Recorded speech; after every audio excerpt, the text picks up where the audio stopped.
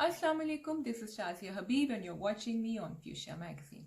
आज मेरे सामने बहुत पहाड़ जैसा काम है और वो पहाड़ जैसा काम है रकीब सेक को रिव्यू करना। आखिरी किस्त आ गई, खत्म हो गई, हमने देखा, हम रोए, हम हंसे और हमने सोचा कि अब अगले हफ्ते हम ये ड्रामा नहीं देख सकते क्योंकि सबकी कहानियां बड़ी खूबसूरती से इख्तिताम को पहुंच गईं। क्या मैं इस ड्रामे का रिव्यू कर सकती हूँ कि नहीं? सबसे पहली प्रॉब्लम तो मुझे ये है बिकॉज आई थिंक दैट इतनी खूबसूरती से लिखा गया, इतनी खूबसूरती से डायरेक्ट किया गया। काशिफ निसार साहब, बी गुल जी, आप लोगों ने तो कमाल कर ही दिया, लेकिन जो परफॉर्मर्स थे, जो एक्टर्स थे, उन्होंने साथ साथ क्या साथ निभाया आपका कि हम तो वाकई आई थिंक रह गए किसी ट्रांस में। हमें नहीं समझ आया कि ये किधर कहानी शुरू हुई, किधर कहानी खत्म हुई, क्या हुआ, किधर से शुरू करूं। मैं सोच सोच के मैंने इतने सारे नोट्स अपने सामने रखे हुए कि मैं कहाँ से शुरू करूं। अच्छा, सबसे पहली तो ये बात है कि रकीब से is showing us this story which started from Cain and Abel, good versus evil।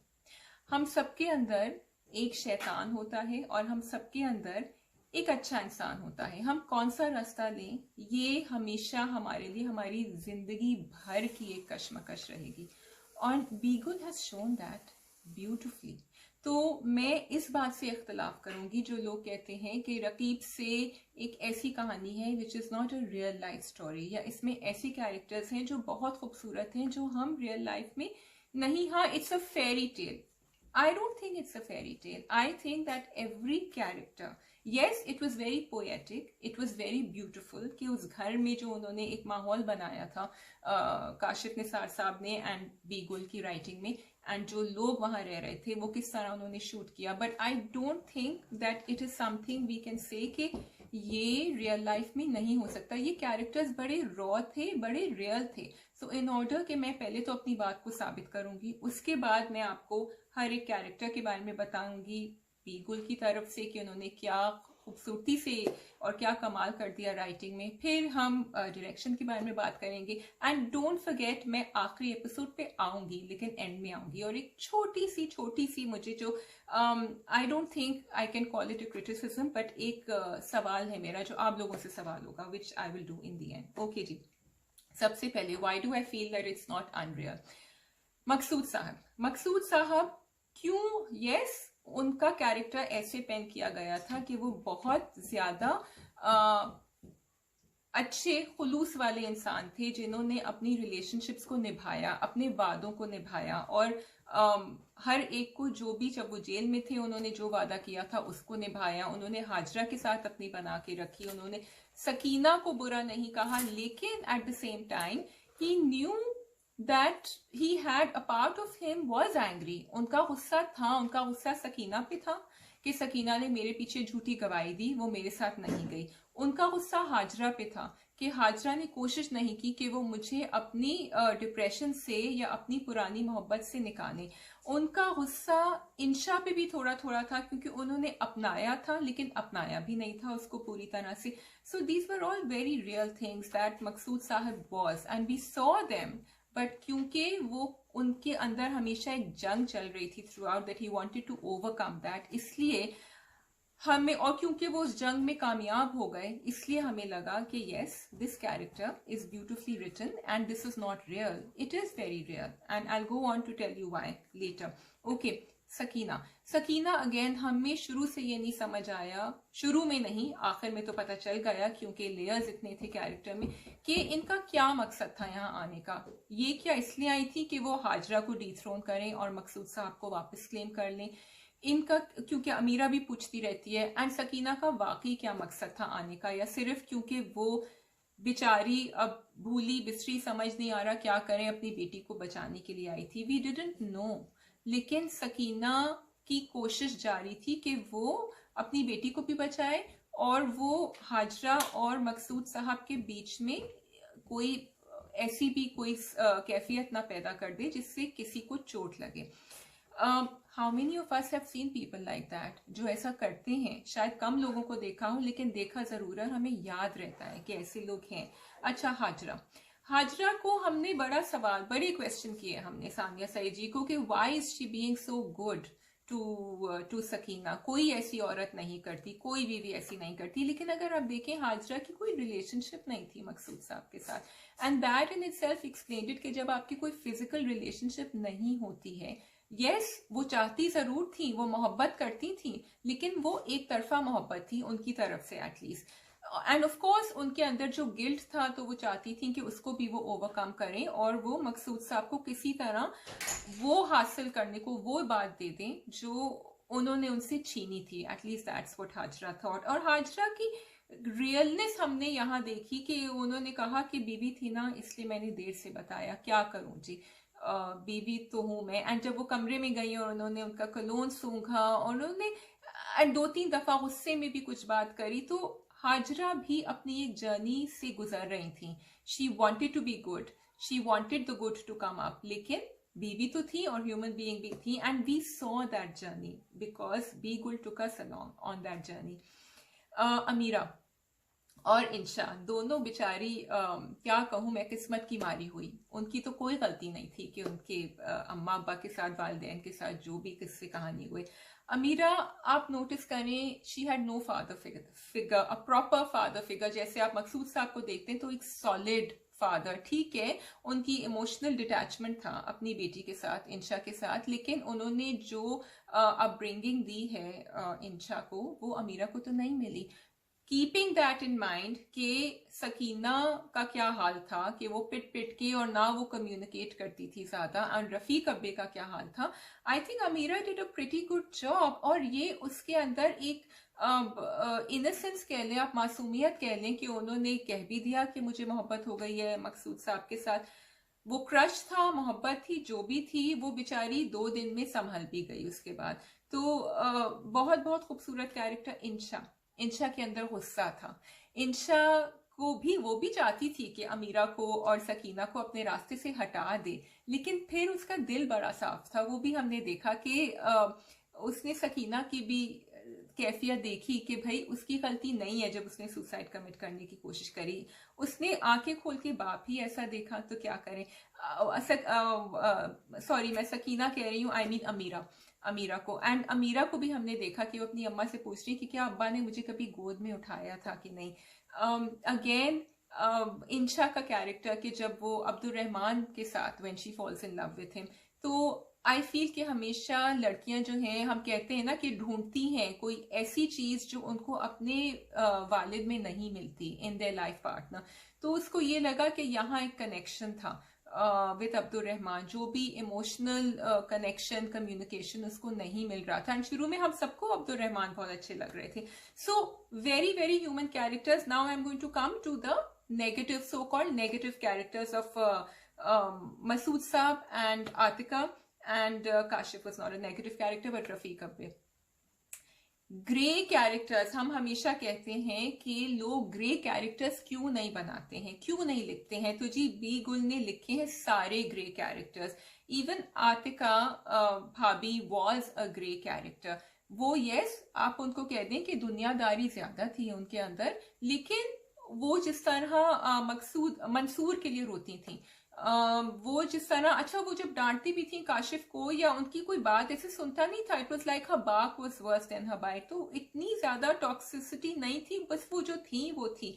And ये भी उन्होंने एक्चुअली बी गुल ने बड़ा अच्छा कॉन्ट्रास्ट दिखाया है बिटवीन मकसूद साहब फैमिली, जो बिल्कुल ही दुनियावी बातों में बिलीव नहीं करते, एंड यहाँ तो ऐसे भी लोग होते हैं जो मसूद साहब की फैमिली होती है, आतिका भाभी, और ऐसे भी लोग होते हैं। और वो बेचारे काशिफ जो हैं, वो तो बीच में कुर्बानी का बकरा कह दें, कोलैटरल डैमेज कर दें, लेकिन ऐसे भी लोग होते हैं जो हक के लिए लड़ते हैं और जो अपनी जान भी खो देते हैं अनफॉर्चुनेटली एंड में। रफीक अब्बे, अच्छा रफीक अब्बे, Saqib Sumer, great job there, I have to say कि हम उनके लिए रोए भी, हमने स्माइल भी किया। और मैं क्या कहूं कि again such a great character, बिल्कुल जो गांव के मर्द होते हैं ना, बिल्कुल वही कि कैसे अपनी औरत को बर्दाश्त करें कि वो एक और आदमी के बारे में सोच रहे हैं, तो वो सब उन्होंने दिखाया। और आखिर में जो वो आके रोए हैं, जो उन्होंने याद किया है और वो कागजात भी वापस करे हैं, येस आई कैन से कि ये बड़ा अनरियल है कि कौन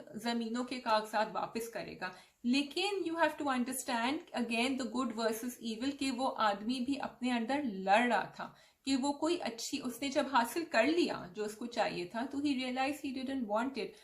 you can say that yes this was unreal, लेकिन अगर हमारे राइटर्स ये नहीं दिखाएंगे कभी कभार तो कौन दिखाएगा ये. अगर हम हमेशा यही देखेंगे कि जो अडॉप्टेड चाइल्ड है उसके अंदर बहुत सारी प्रॉब्लम्स होती हैं और वो तो हमेशा महरूमियत का शिकार होता है, अगर हम ये दिखाएंगे कि आदमी तो एक्स्ट्रा मैरिटल अफेयर चला सकते हैं, ये तो हम दिखाते ही है ना सब कुछ. अगर हम दिखाएंगे कि औरत दूसरी औरत को बर्दाश्त नहीं कर सकती, अगर हम ये दिखाएंगे कि बच्चे जो हैं वो अपने माँ बाप की तरह ही, अगर माँ बाप पॉलिटिक्स में गलत कदम उठा रहे हैं तो बच्चे चाहे उनकी कोई भी तरबियत हो, कोई भी तालीम हो, वो भी वही करेंगे, तो फिर हम यस कभी कभी हम अपने सोसाइटी की माशरे की अक्कासी तो कर देंगे, लेकिन उन फर्द की अक्कासी नहीं करेंगे, उन अफराद की जो एक्चुअली इससे हट के भी कोशिश करते हैं कि कुछ फर्क बात करें. और हम सब ऐसे लोगों से मिल चुके हैं. आई एम क्वाइट श्योर हमने कहीं ना कहीं कोई मकसूद साहब टाइप पर्सन देखा है, मैंने और आपने जरूर कहीं ना कहीं कोई हाजरा देखी है, कोई सकीना देखी है. सो आई डोंट बिलीव दैट ऐसे लोग एग्जिस्ट नहीं करते. हाँ, ऐसे लोग सबके सब एक घर में आ गए, but I would also say कि that's a lot of positive energy. जब एक इंसान कोई अच्छा कदम उठाता है तो दूसरे इंसान पे वो लाजिम भी सिर्फ नहीं होता, बट एक प्रेशर आ जाता है कि ये इंसान मेरे साथ इतनी अच्छाई कर रहा है तो मैं कैसे बुराई कर सकता हूँ. And that's exactly what happened with Hajra, Maqsood sahab के उसमें. So I feel that this story was not unreal, and I wish that we would have more of these kind of stories coming. Imagine अगर हमारी टीवी स्क्रीन्स पे इतनी positivity आ गई, अगर आ गई तो हमारा माशरा कहाँ से कहाँ जा सकता है. दिस इज माई फीलिंग कि क्यों नहीं दिखा सकते, because these are real stories. अच्छा, इनमें कोई कैरेक्टर हमें बहुत ज्यादा खूबसूरत या शुगरी स्वीट नहीं लगा. इन सब कैरेक्टर्स में एक ग्रे एरिया था, एक नेगेटिव था, एक शैतान था जिससे वो लड़ रहे थे और वो लड़े and they came out successful in the end. And जो नहीं सक्सेसफुल हुए, जैसे आतका भाभी हो गए या मसूद साहब हो गए, उन्होंने भी देखा कि क्या हो सकता है. सो बी गुल has woven that sense of Karma also into her story कि ऐसा भी होता है लोगों के साथ. I also wanted to give a shout out to Salman Shahid Saab and Sabah Faisal for delivering on point magnificent characters. Salman Shahid साहब को तो हमने बहुत देखा है. If you are familiar with old Pakistani place and if you seen theatre, he is been directing, he is been acting. सच कप, टाल मटोल, 3/3, और उनका एक्चुअली एक ये तो पुराने हैं जो आपको यूट्यूब पे मिलेंगे ब्लैक एंड वाइट में, बट उनका एक recent, I think in 1992, I hope I'm not wrong, Family Front, that was also a comedy. So a range of experience there coming from him, and it was not just him as in his acting, but उनके वो जो dark glasses उन्होंने black colour के बिल्कुल पहने हुए थे, उनका जो देहाती एक्सेंट था, जो उनका जिस तरह का the way he was sitting, the way he was acting, उनके एक्सप्रेशंस, एवरीथिंग. एंड रिमेंबर कि वो आधे रास्ते बीच में आए थे. He was not there in all the episodes, लेकिन उनका प्रेजेंस ऐसा था कि व्हेन ही जब उनका बेटा गया, we felt bad for him, we felt sorry for him. तो एक तो ये मुझे अच्छा लगा. Secondly, Saba Faisal, we've seen her in different roles, and this one with this accent again, जो उनका एक accent था, और ऐसी रवानी से मेरा किसी ने उर्दू करेक्ट करी थी, बात कर रही थी कि लगा ही नहीं कि ये किसी और ड्रामे में नहीं इस accent से बात करती हैं. So full marks to the director and the performance of the actors, of course, कि आप उस level के हैं कि you delivered that to the audience. Also, I wanted to say कि again talking about the characters, क्योंकि वो सब थोड़े टाइम के लिए आते हैं जाते हैं कि हर कहानी को बी गुल जी ने ऐसा डेवलप किया था हर कैरेक्टर को कि हमें, like I said earlier, कि I don't know if I mentioned it or not, कि पता नहीं चल रहा था कि मेन कैरेक्टर कौन है. था भी एक मेन कैरेक्टर, लेकिन everyone had a very well developed chunky role. Kashif को आप देख लें, Kashif was not there for many episodes. वो आते थे जाते थे, बल्कि बहुत देर के बाद आए, लेकिन उनका कैरेक्टर इतना स्ट्रॉन्ग था कि जब एंड में when he died, we actually felt sorry for him, and that can only happen if the writer has made us feel sympathy for him. अगर हम उनके लिए sympathy feel करेंगे तो फिर हमें वो बात लगेगी दिल को.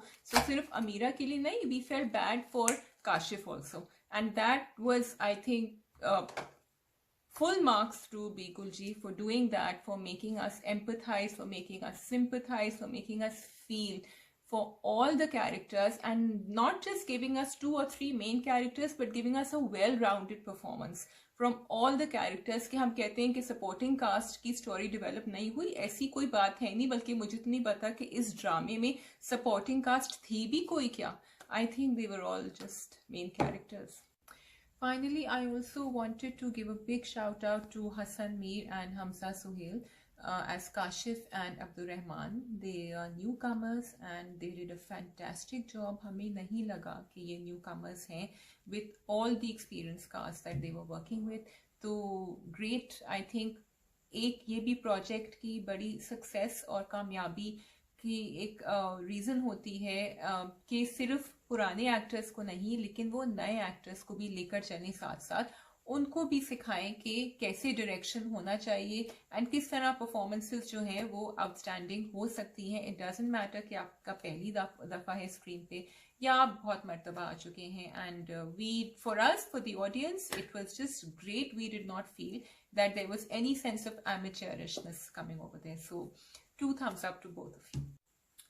अच्छा, एक मैसेज बीगुल ने बड़ी खूबसूरती से दिया हमें, विच वॉज जब अमीरा एंड सकीना बात कर रहे थे आखिरी किस्त में, और वो I think it was the आखिरी किस्त. वो कह रही थी कि अमीरा ने कहा कि तुम अब्बा की मार क्यों खाती रही पूरी जिंदगी, क्योंकि तुम में तो बड़ा दम है, और देखो आज तक तुम जिंदा हो मार खा खा के उनकी. तुम मार खाती थी क्योंकि तुम्हें मार खानी होती थी. Now this is a very complex statement, लेकिन ये बड़ा सिंपल स्टेटमेंट भी है कि अगर किसी औरत को मार खानी है या किसी को भी अब्यूज़ होना है, आदमी भी हो सकता है, तो वो अब्यूज़ हो रहा है क्योंकि वो मना नहीं कर रहा, उसमें वो पावर है मना करने की. So this is a very empowering statement in itself. बहुत दफ़ा जब औरतें, या again I am also including man in this, जो वर्बल अब्यूज़ के शिकार होते हैं, वो अपने आप को शिकार बनने देते हैं फॉर सम रीज़न और अनदर. उनकी कोई मजबूरी ज़रूर होती होगी, कभी उनके बच्चे होते हैं, उनके सर्कमस्टेंसेस होते हैं, कभी कभी वो खुद होते हैं, कभी कभी they don't feel that they are worthy enough to want to do something for themselves. And again हमने ये देखा कि सकीना जो रोई बैठकर, तो उसने यही कहा कि मैंने अपने आप को वो सेल्फ वर्थ नहीं दी जो मुझे देनी चाहिए थी. तो everything was connecting so beautifully के, और अमीरा ने जो कहा और सकीना जो रोई, तो beautifully done Bigul. Again, so many messages for so many reasons. And again I'd like to say कि आदमी ये ड्रामा कम देख रहे हैं, औरतों ने ये ड्रामा बहुत देखा. And I would like to know कि what is it that men would want in this drama, कि वो ये देखें क्या ऐसी चीज़ थी जो कमी रह गई इसके अंदर. और अगर आप लोग देख रहे हैं मर्द हजरात, तो प्लीज़ ज़रूर कमेंट करके बताएं कि आपका क्या पॉइंट ऑफ व्यू है. What is it other than the fact कि मुझे पता है कि ये पोएटिक है, ये स्लो था, but I think every sentence, every dialogue had so much inside it. तो ऐसी क्या बात है इसके अंदर कि ये औरतों ने ज़्यादा देखा और आदमियों ने कम देखा? Because the messages were for everyone. I'm going to come to the direction now. I hope I haven't missed out anything. शायद मैं बीच में आगे डाल दूं अगर कुछ मिस आउट हो गया तो. काशिफ निसार साहब, मैं क्या कहूँ, from the first episode till the final shot, आपने क्या कमाल किया है. And I am not exaggerating here. उस घर के अंदर मतलब जो पैरेलल सीन्स चल रहे होते थे, एक कॉन्वर्सेशन एक कमरे में चल रही होती थी, दूसरी कॉन्वर्सेशन दूसरे कमरे में चल रही होती थी, और हम देख रहे होते थे, हमें कहीं ब्रेक नहीं नजर, हमें ऐसा नेचुरल फ्लो लग रहा होता था हर चीज का. द कास्टिंग, अब कास्टिंग पे मैं जितना भी कहूँ वो कम है. हमने जब ये ड्रामा शुरू किया हमने कहा ओ नुमान इजाज का ड्रामा आ रहा है, वो तो देखना है, हाँ उसमें सानिया सईद भी है तो देखना है. लेकिन आगे चल के हमें ये नहीं समझ आया कि हम फरियाल महमूद की वजह से ड्रामा देख रहे थे, हम उसकी हदीका कयानी की वजह से ड्रामा देख रहे थे, हम किसकी वजह से ड्रामा देख रहे हैं, हम साकिब सुमैर की वजह से ड्रामा देख रहे थे, हमें वो न्यू कमर्स अच्छे लग रहे थे, अब्दुल रहमान अच्छे लग रहे थे हमें, या हमें वो काशिफ के जो कैरेक्टर हैं हसन वो अच्छे लग रहे थे. We didn't know, it was just every character had slipped into the role. हम इकरा की वजह से देख रहे थे. We really didn't know. I mean, अमीरा जो है वो कभी कभी entire episodes rule कर जाती थी. So hats off for the casting and hats off for the direction. OST को जिस तरह इस्तेमाल किया गया है इतनी खूबसूरती से, एक तो वो OST कितना खूबसूरत था. It was sung beautifully by Hadika Kayani ji. There were scenes in which the OST was utilized in such a way कि हम लोग सबकी आंखों में आंसू वो देखकर. For me the best was कि जब वो उसको खुला के पेपर्स के लिए लेकर जा रहे थे मकसूद साहब, और उन्होंने हाजरा का हाथ पकड़ा, वो वॉशिंग मशीन पे खड़ी हुई थी, और उससे पहले जब वो गाड़ी में पानी डाल रहे थे, प्रिपेयर कर रहे थे, और पीछे सिर्फ एक OST चल रहा था बैकग्राउंड में. इतना खूबसूरत मोमेंट था. Other than that there were other moments too, लेकिन मेरे लिए ये बहुत. और एंड में जब वो ट्रेन में बैठी हुई थी, अमीरा जब जा रही थी और हमने वो बुलेट की आवाज सुनी और उसके बाद हमने उसको देखा, so great. Everything was done just right. उस घर को कैसे यूटिलाइज किया, एक एक कमरे को, सहन को, अंदर बाहर, इवन आउटसाइड द गेट उन्होंने किस तरह यूटिलाइज किया, डाइनिंग रूम एरिया को कैसे यूटिलाइज किया. It was great. गांव में कैसे यूटिलाइज हुआ जो घर था उनका, और फिर जो वो बाहर खेतों में वॉकिंग कर रहे थे. It was just beautifully done. Scripting जी, बी गुल जी, मैं क्या कहूँ. मैं इसीलिए कह रही हूँ कि क्या मैं लायक हूँ भी आपके ड्रामे को रिव्यू करने के लिए. इतने ग्रेट कैरेक्टर्स, इतनी खूबसूरती से आपने लिखे हमारे लिए कि I am just, I think बहुत तो मैं भी कह चुकी हूँ, लेकिन मैं फिर कहूंगी कि रफीक अली का कैरेक्टर, आतिका का कैरेक्टर, मसूद साहब का कैरेक्टर इतना ग्रेट था कि मसूद साहब जहां when he was feeling sorry for his brother, he was saying कि मेरा भाई है, मुझे कुछ तो करना पड़ेगा इसके लिए. तो वो जो पॉलिटिशियन जो उनकी जिंदगी थी वो तो थी, बट उसके अलावा he did feel for his brother. He felt for everyone in his family, being the elder brother. उनका जो पेन था मंसूर के लिए वो नजर आ रहा था, आतिका का पेन मंसूर के लिए नजर आ रहा था. अच्छा, फिर हाजरा, सकीना, अमीरा एंड इंशा, इनके लिए तो आई थिंक मैं कुछ भी कहूँ तो इट्स नॉट इनफ. आपने जो लिखे हैं लेयर्स के, हमें एंड तक नहीं समझ आ, एंड में तो समझ आ गया था कि सानिया सईद, हाजरा जो है वो क्या कहना चाह रही हैं, क्या वो वाकई इतनी अच्छी हैं या वो कोशिश कर रही हैं. इंशा ने जब सवाल किए मकसूद साहब से एंड में तक कि ठीक है उन्होंने तो एक दीवार बनाई हुई थी, लेकिन आपको किसने रोका था कि आप मेरे करीब ना आए, एक एक सवाल का जवाब हमें मिला. सो आई फेल्ट अमीरा की एक जर्नी थी, और वो जर्नी शुरू में वो जिस तरह आई थी गांव से, उसके बाद जो व्हेन शी फेल फॉर मकसूद साहब और उन्होंने हंसाया उसको, और उसके बाद लेटर ऑन द जर्नी जब द लास्ट एपिसोड में, ऐसा नहीं था कि लास्ट एपिसोड हमने छोड़ दिया कि बस वो खत्म करना है, उसका जो फुर्तीलापना, उसकी हंसी, उसका मजाक, जो वो टायर चेंज कर रहा था काशिफ, और वो जो गुड़ खा रही थी, एक एक बात इतनी खूबसूरती से लिखी गई है. अब्दुल रहमान हमने सबने, we had all fallen for him भाई, we had all fallen for Abdul Rehman, and we thought कि बस ये तो just the right match for Insha. और फिर जो उन्होंने पलटे हैं वो, तो we were all angry at him, और हमें गुस्सा आया, और हमने कहा कि क्यों बर्दाश्त करेगी. और फिर आपने वो भी हमें दिया कि एक खुला उस लड़की ने फौरन कर ली, she did not wait, she made a decision. और फिर एंड में जब वो गाँव गई तो आई डोंट नो, उसमें आपने कर्मा भी ऐड कर दिया. आपने कहा कि जो बुरे करते हैं उनके साथ बुरा होता है unfortunately, and then we feel sorry for them also. I am coming to the ending now, the last episode, जिसमें जब इंशा वो खत पढ़ रही थी और वो मकसूद साहब कह रहे थे कि तुम आओगी तो डॉक्टर को दिखाना, क्योंकि वो मसूद के लिए, अपने भाई के लिए और आतिका के लिए, एंड उसकी आंखों में आंसू, and so many people have written that they were crying at that time. That was, मुझे ये नहीं समझ आ रहा था कि वो एक प्राइस था जब हम वो खत पढ़ रही थी, या जब सकीना आती है और बराबर में उसके चाय रखती है, तो क्या वो एक प्राइस, वो जो ग्लिम्स थी एक सेकंड की, हमें कौन सी बात पे सबसे ज्यादा रोना आया और खुशी हुई, हमें नहीं समझ आ रहा था. Sakina, again I feel she had found a place. तो वो जो एंडिंग है, एक पीस मिल गई थी उसको फाइनली उसके दिल के अंदर, तो वो एंडिंग हमें अच्छी लगी। फिर हाजरा एंड मकसूद साहब, कितनी खूबसूरती से आपने ये दिखाया कि वो शुरू में they were not sharing a bedroom. अच्छा, this is, I always say कि Pakistani dramas are just amazing at the way that they will very creatively show what needs to be shown in a relationship। वो जो गजरे वहां रखे हुए थे and में, और वो इंतजार कर रहे थे कि तुम आओगी कब, अभी तुमने कहा था आधा घंटा हो गया, अब तुम और इंतजार करी। तो हमें we got the message in 1 minute, we got the message कि these two are now trying and they have succeeded in becoming close to each other। So, और वो the Gajri said it all so beautifully done। अच्छा, अब Kashif and Amira, what a sad ending। And कभी कभी मैं देखती हूँ कि ड्रामों में हमेशा everything is neatly tied up और खूबसूरती से सब एंड हो गया और सब हंसी खुशी रहने लगे। That would have been an unreal ending.